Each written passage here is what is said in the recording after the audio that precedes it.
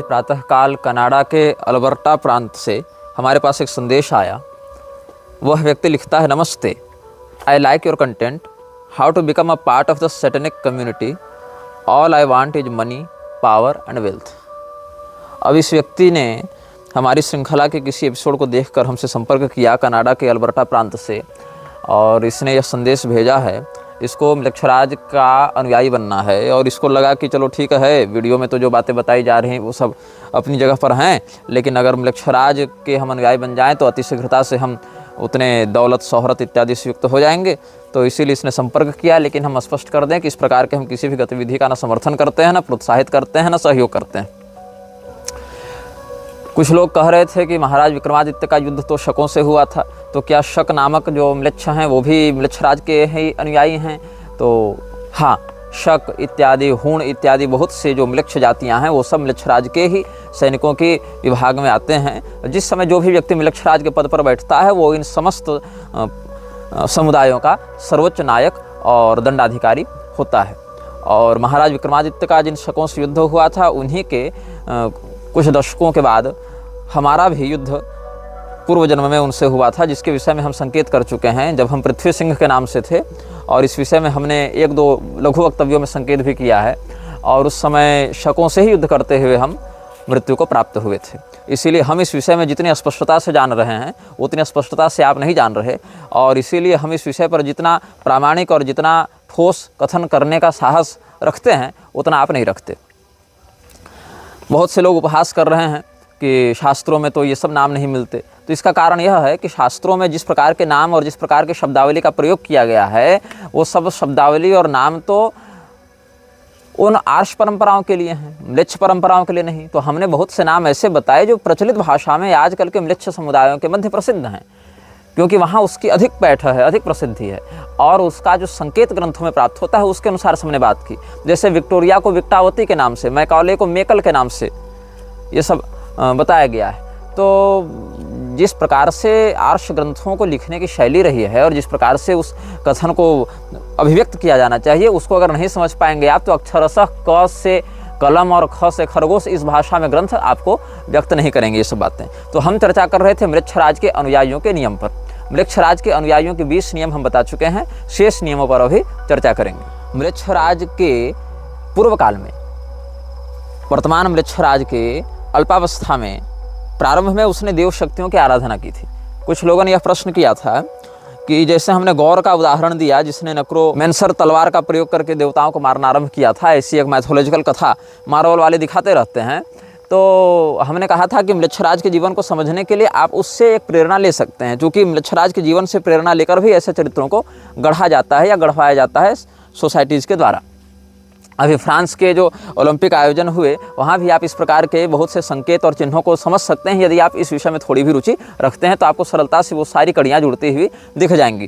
तो मृक्षराज प्रारंभिक अवस्था में तो सही मार्ग पर ही चलने का प्रयास कर रहा था, लेकिन क्या हुआ कि जिन मंत्रों का प्रयोग करके वह देवताओं को आहुति प्रदान करता था उन मंत्रों में वह अधिकृत नहीं था, और उन आहुतियों के देवताओं के पास पहुंचने पर देवता उन आहुतियों का बहिष्कार करते थे, परित्याग करते थे, अशुचि मानकर उन आज्यों को अमेध्य मानकर अस्वीकार करते थे, जिसके कारण यह परिश्रम तो करता था किंतु देव शक्तियाँ प्रसन्न नहीं होती थी, अभीष्ट फल प्रदान नहीं होती थी। क्योंकि इष्टान भोगान हिवो देवा दास्यन्ते यज्ञ भाविता तर्दत्तान प्रदायभ्यो यो भुंक्तेस्तेन एव सह। तो इष्टान भोगान हिवो देवा दास्यन्ते यज्ञ भाविता, और यज्ञ क्या है?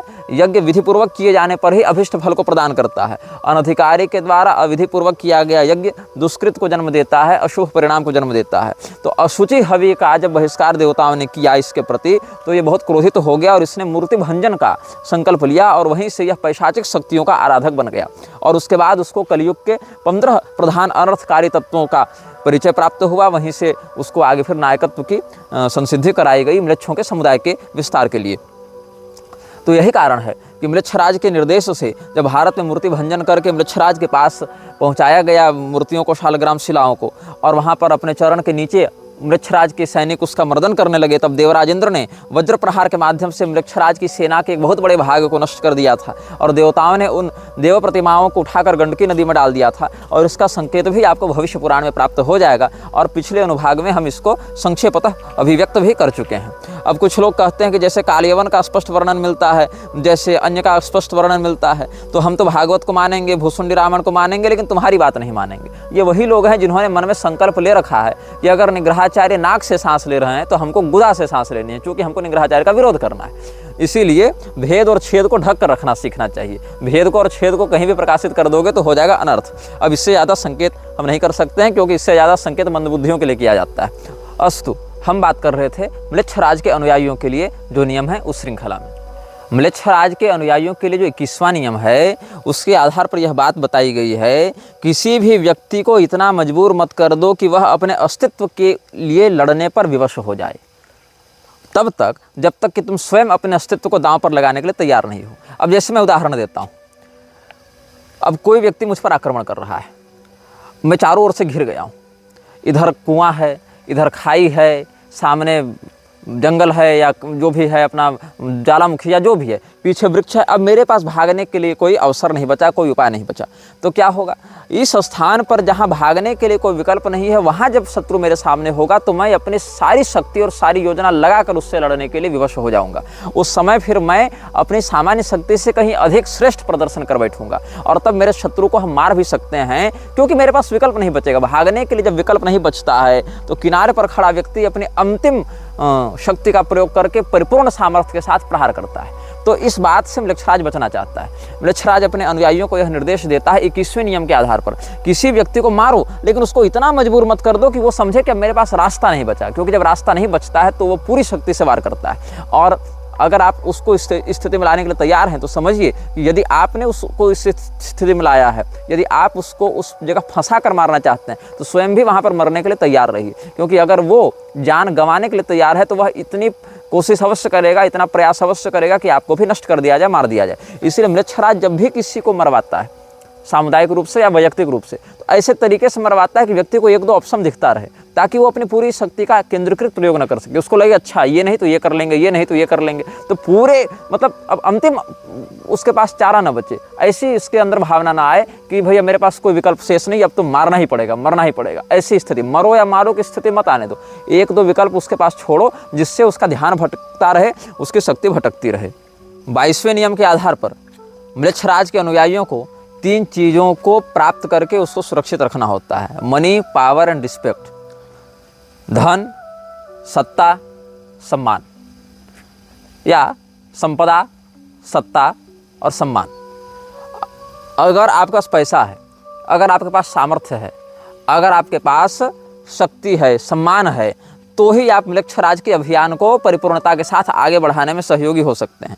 यदि आपके पास पैसा नहीं है, यदि आपके पास सम्मान नहीं है, यदि आपके पास सामर्थ्य नहीं है, पैसा नहीं है तो लोग आकर्षित नहीं होंगे, सम्मान नहीं है तो आकर्षित हुआ व्यक्ति भी चला जाएगा, और सामर्थ्य नहीं है तो आप धन का इच्छानुसार प्रयोग नहीं कर सकते, पैसा नहीं कमा सकते। इसलिए तीनों एक दूसरे से जुड़े हुए हैं। लेकिन इन तीनों में भी सम्मान आपके पास होना चाहिए, मतलब सामाजिक रूप से आप समाज में प्रसिद्ध और प्रतिष्ठित होने चाहिए, क्योंकि अप्रतिष्ठित रहेंगे, बदनाम रहेंगे, यदि आपकी छवि बहुत खराब रहेगी तो लोग आपकी ओर आएंगे नहीं, जुड़ेंगे नहीं, आपकी बात से प्रभावित नहीं होंगे। तो म्लेच्छराज के विषय में जो आप अपना अभियान सफल करवाना चाहते हैं, म्लेच्छराज के सिद्धांत को उसके हृदय में स्थापित करना चाहते हैं, वो कैसे होगा? इसीलिए आपको सबसे पहले प्रतिष्ठित होना पड़ेगा, पैसे वाला बनना पड़ेगा, सम्मानित होना पड़ेगा, सामर्थ्यवान बनना पड़ेगा, ताकि लोग देखें अरे इनका सामर्थ्य तो देखो, इतने बड़े बड़े लोग इनके पास आते हैं, अरे इनका वैभव तो देखो, इतना बड़ा बड़ा इनका जो है महल है, कार का काफिला है, इतने बड़े बड़े इनके घर हैं, तो इसका अर्थ एक बहुत अच्छे व्यक्ति होंगे, बहुत सम्मानित व्यक्ति होंगे। और पैसा जिसके पास होता है उसके पाप तो पैसा से ही ढक देता है समाज, मतलब समाज देखता है कि धनी है तो समस्त दोष उसके क्षम्य हैं। और अगर सब कुछ है लेकिन सम्मान नहीं है तो भी लोग आपके बात से प्रभावित नहीं होंगे। इसीलिए धन, सामर्थ्य और सम्मान, इन तीनों पर अपनी पकड़ को बनाकर रखना ही म्लेच्छराज ने 22वें नियम के आधार पर अपने अनुयायियों को बताया है। म्लेच्छराज का 23वां नियम यह कहता है कि कभी भी समाज में आक्रोश का प्रदर्शन मत करो, एकदम शांत बने रहो, हम्बल रहो, काम रहो, किसी भी प्रकार की उत्तेजना मत दिखाओ। कहीं बयान दे रहे हो, कहीं मीटिंग में बैठे हो, कहीं पर किसी सभा सोसाइटी में बैठकर किसी को समझा रहे हो, तो सदैव अपने व्यक्तित्व को बिल्कुल शांत और समझदार के समान प्रस्तुत करो, ताकि लोग यह समझें कि बड़े सुलझे हुए व्यक्तित्व के स्वामी हैं, बड़े शांत हैं, बड़े धैर्यवान हैं। तो जो व्यक्ति धैर्यवान होता है, जो व्यक्ति शांत व्यक्तित्व का धनी होता है, उससे अधिक लोग जुड़ना चाहते हैं। मुझसे अधिक लोग क्यों नहीं जुड़ना चाहते? क्योंकि मैं खरी खरी कह देता हूँ, मैं सीधे सीधे कह देता हूँ, इसलिए मेरे समर्थक से अधिक मेरे विरोधी हैं। लेकिन वहीं पर अगर हम 10 प्रकार के भी गलत काम कर रहे होते, लेकिन कैमरे के सामने बड़े सुंदर, सरल, एकदम सामान्य, एकदम दंडवत वाली मुद्रा में रहते, सबके सामने बड़े मुस्कुरा कर मिलते, और चाहे पीछे पीछे कितनी भी गलत बातें करते या करने वालों का समर्थन करते, लेकिन लोग हमें एक अच्छे व्यक्ति के रूप में देखते। अभी मुझे अच्छे व्यक्ति के रूप में जितने लोग देख रहे हैं, उससे कहीं अधिक लोग बुरे व्यक्ति के रूप में देख रहे हैं। अहंकारी है, घमंडी है, क्रोधी है, ऐसा देखते हैं। तो म्लेच्छराज अपने अनुयायियों को यह सतर्क करता है, कभी भी समाज में उग्रता का प्रदर्शन मत करो, सदैव शांत बने रहो, ताकि जो व्यक्ति शांत रहता है, समाज उस पर संदेह नहीं करता, अरे ये तो सीधा साधा गौ आदमी है, ये क्या गड़बड़ करेगा। और वही व्यक्ति पीठ पीछे इतने बड़े षड्यंत्र को जन्म देता है, जिससे बड़े बड़े उपद्रव हो जाते हैं। तो म्लेच्छराज अपने अनुयायियों के लिए कहता है कि तुम हमेशा शांत बने रहो। इसके बाद अगला नियम क्या कहता है? तुम्हारी उम्र सीमित है, तुम्हारा सामर्थ्य सदैव एक जैसा नहीं रहेगा, इसीलिए कभी भी खाली बैठकर समय नष्ट मत करो। देखो, अगर धार्मिकता और आध्यात्मिक दृष्टि से देखो तो म्लेच्छराज के बहुत से नियम ऐसे हैं जो आदर्श के समान प्रतीत होंगे। ये तो अच्छी बात है कि समय बर्बाद मत करो, शांत रहो और समाज में सम्मान को महत्व दो। ये सब कुछ ऐसी बातें हैं जिससे लगता है कि बहुत ही आदर्श समाज की परिकल्पना करना चाहता है। और न्यू वर्ल्ड ऑर्डर वाले भी इसी प्रकार से प्रस्तुत करते हैं स्वयं को कि हम एक विश्व में आदर्शतम व्यवस्था को जन्म देने वाले हैं। हम एक ऐसी व्यवस्था को लेकर आएंगे जिसमें कोई अन्याय नहीं होगा, कोई अनीति, कोई भेदभाव नहीं होगा, ताकि अधिक से अधिक लोग आकर्षित हों। लेकिन ये जो आदर्श कल्पना है वो धरातल पर इतनी भयावह है कि जब आप अंदर से इसको समझेंगे तब समझ में आएगा कि ये तो सोने के घड़े में रखा हुआ जहर है। तो म्लेच्छराज यह कहता है कि तुम बूढ़े हो रहे हो, तुम्हारी कार्य क्षमता, तुम्हारी शक्ति घटती रहेगी, इसीलिए जो काम तुम 25 साल की उम्र में कर सकते हो 45 में नहीं, 65 में नहीं कर सकते हो। इसीलिए जिस समय जिस प्रकार का सामर्थ्य तुम्हारे पास है उसको पूरा निचोड़ लो, उसका पूरा प्रयोग कर लो। अगर पूरा प्रयोग कर लोगे तो उससे अपेक्षित जो फल है पूरा प्राप्त करोगे, और समय बीत जाएगा तो तुम वह ऊर्जा नहीं प्राप्त कर सकते हो, वह विनियोग नहीं कर सकते हो, और काम तुम्हारा पीछे चला जाएगा। म्लेच्छराज का 25वां नियम यह कहता है कि ऐसी बात समाज के सामने प्रस्तुत करो जिसको लोग पहले से पकड़ना चाहते हो, लालायित रहते हो। मतलब लोग जो सुनना चाहते हैं वैसी बात बताओ। लोग अगर चाहते हैं कि हमको विधवा विवाह करना है तो तुमको हाँ विधवा विवाह में क्या बुराई है। लोग अगर चाहते हैं कि मुझे लव मैरिज करनी तो हाँ लव मैरिज में क्या बुराई है। लोग अगर चाहते हैं कि अच्छा चलो पुरुष और स्त्री के मध्य का भेद मिटा दो, समलैंगिक संबंध बनाओ, तो कहो हाँ क्या बात है, बिल्कुल सही। तो बदलते हुए जमाने के साथ बदलो, ये म्लेच्छराज का अगला नियम है। मतलब जैसा जैसा समाज चाहता है वैसा वैसा तुम उसके सामने अपने मानसिकता को दिखाते जाओ। इससे क्या होगा, समाज से तुम टकराओगे नहीं। और वस्तुतः क्या होता है, पहले 1-2 लोग कुछ बात कहते हैं, उनको लोग कहते हैं पागल है। जैसे म्लेच्छराज ने किसी नियम को लागू किया, म्लेच्छराज ने मान लो आज नियम लागू किया कि सभी लोग अपने पहले बच्चे का मांस खाएंगे। बहुत पैशाची बात है, एक तरफा विद्रोह होगा समाज में कि नहीं हम ऐसा नहीं करेंगे। लेकिन जो लोग प्रतिष्ठित हैं, जिनके पास पैसा है, जिनके पास सामर्थ्य है, म्लेच्छराज के ही एजेंट हैं और इन तत्वों से युक्त हैं, कैमरे के सामने हम्बल हैं, वो धीरे धीरे करके 5 साल, 10 साल, 20 साल में कहेंगे कि हाँ ऐसा भी होना चाहिए, ये भी ठीक बात है, इससे विश्व की जनसंख्या नियंत्रित रहेगी। फिर 10-5 वैज्ञानिक मिलकर कहेंगे कि अपने बच्चे का मांस खाने से ये फ़ायदा है, ये बीमारियाँ नहीं होती हैं। ऐसा करते हुए, और कुछ तो स्वाभाविक पैशाचिक मानसिकता से रहेंगे, तो इससे क्या होगा, एक संगठनात्मक शक्ति का निर्माण होगा और वह शक्ति आंदोलन करेगी, दंगे करेगी और सरकार के सामने ऐसे रूप में प्रस्तुत करेगी कि हम भी एक कम्युनिटी हैं, हम भी एक संस्था हैं, हमारा भी एक सिद्धांत है, हमारी यही जीवन शैली है, यही हमारा लाइफ स्टाइल है। तब धीरे धीरे जाकर जो बड़े लोग हैं समाज की नज़र में, वो कहेंगे कि हाँ ये बात भी लागू की जा सकती है। और उस समय समाज जिस प्रकार का मनोबल देखता है अपने आदर्शभूत लोगों का, वैसी ही मानसिकता से युक्त होता जाता है, तो वह कहेगा यही सही है।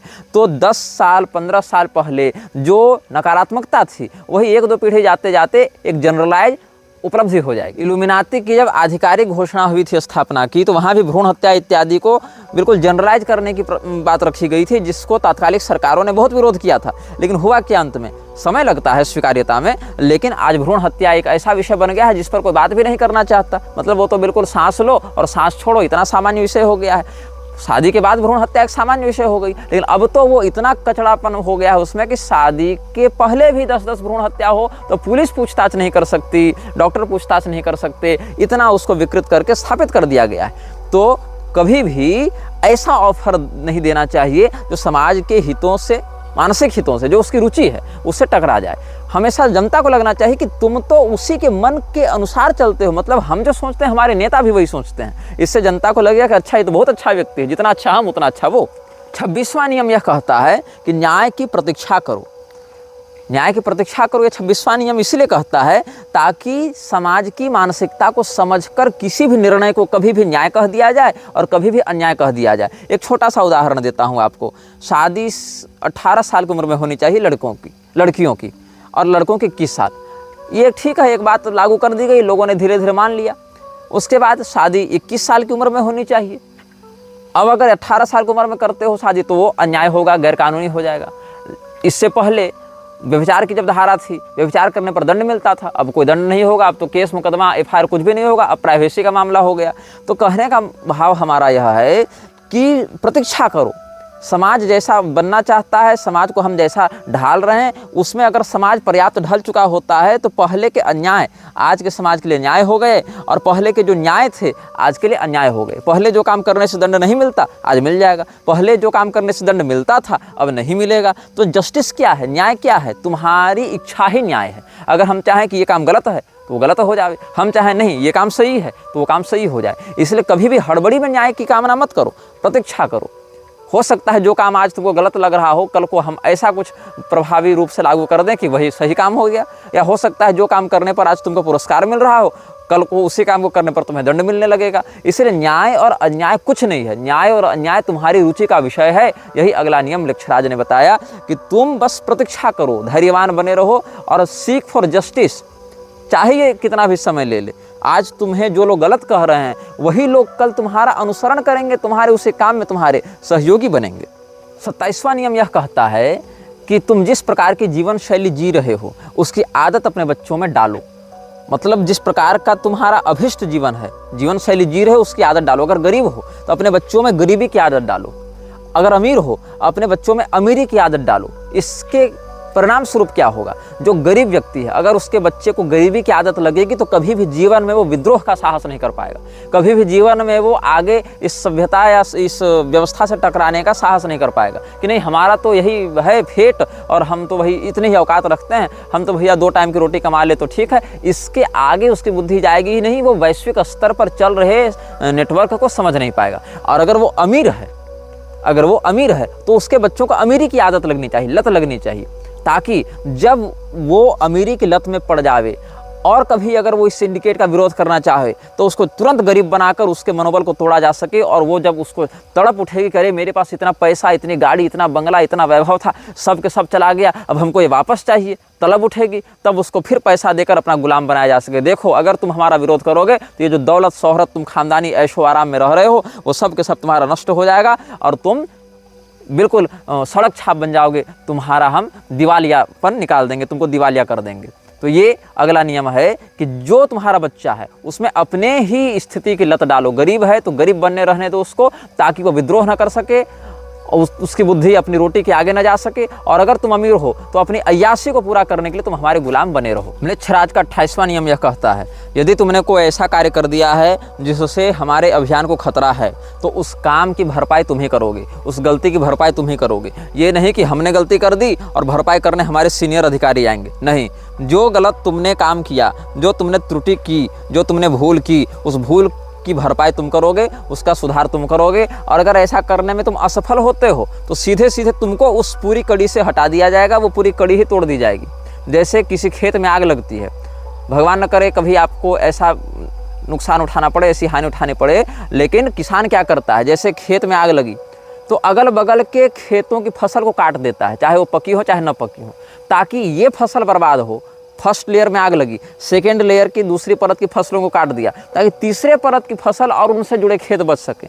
तो दूसरे परत की फसलों ने कुछ बिगाड़ा नहीं था, वो केवल कनेक्शन बना रहे थे पहले और तीसरे लेयर के बीच में, पहले लेयर में आग लगी तो दूसरे लेयर की फसल काट दो ताकि तीसरे और बाकी लेयर वाले बच सके। यही है, जिसने गलती की अगर उसने उस गलती को नहीं सुधारा, उस स्तर के अधिकारी ने, उस स्तर के गुलाम ने अगर उस काम को ठीक नहीं किया तो उसको पूरे के पूरे सिस्टम से काट दिया जाएगा, अलग कर दिया जाएगा ताकि उसके कारण बाकियों की पोल ना खुले। ये 28वां नियम है। 29वां नियम जो है वो बड़ा प्रसिद्ध है और कई बार तो हम भी अपने वक्तव्यों में प्रयोग करते हैं, लेकिन म्लेच्छराज के प्रोत्साहन के रूप में नहीं, सैद्धांतिक रूप से, क्योंकि इसमें बहुत सारे नियम तो अगर दैवीय संपदा के दृष्टिकोण से नियंत्रित भाव से प्रस्तुत किए जाएं तो अच्छे भी हैं। जैसे बंदूक है, अब बंदूक आतंकवादी के हाथ में है कि आरक्षी के हाथ में है, उसके प्रभाव पर वैसा निर्भर करता है। कोई औषधि है, औषधि अगर सही विधि और सही मात्रा में सही व्यक्ति को दी जाए तो वह रोग निवारण का कार्य करती है, अन्यथा विनाश का कारण बनती है।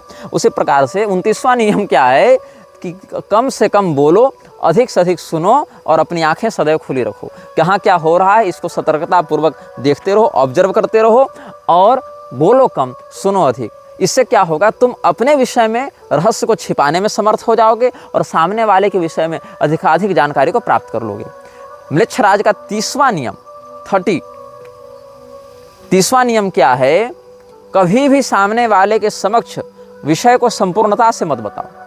विषय को उतना ही बताओ जितना उसका स्तर है, जितनी उसकी मेधा है, जितनी उसकी प्रज्ञा है, और सदैव अपने पास ऐसी मूलभूत जानकारी को छिपा कर रखो कि वो अगर तुम्हारे ऊपर विश्वासघात करना चाहे, तुम्हारे साथ कपट करना चाहे, तो भी तुम पूर्णतया क्षतिग्रस्त न हो। तुम्हारे पास जानकारी का वह जो भंडार है वो इतना अपने पास वैयक्तिक रूप से गुप्त रहे जिसके दुरुपयोग से वह तुम्हें अस्थायी क्षति न पहुंचा सके, प्रतिपक्षी तुम्हारा विशेष नुकसान न कर सके, अधिक हानि न कर सके। इसीलिए सामने वाले को उतनी ही और वैसी ही जानकारी दो जिसको अगर वो कहीं सार्वजनिक भी कर दे किसी रूप में तो उससे तुम्हारे मूल अस्तित्व और अभियान को किसी प्रकार की क्षति न पहुंचे। यह वीडियो जल्द ही हटा दिया जा सकता है। कृपया थर्ड पार्टी ऐप्स का उपयोग करके डाउनलोड करें। आप इस वीडियो को अपने चैनल पर फिर से अपलोड भी कर सकते हैं।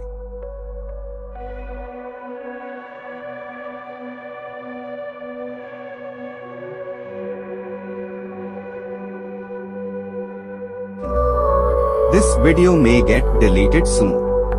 Please download using third-party apps. You may also re-upload this video on your channels. Thank you.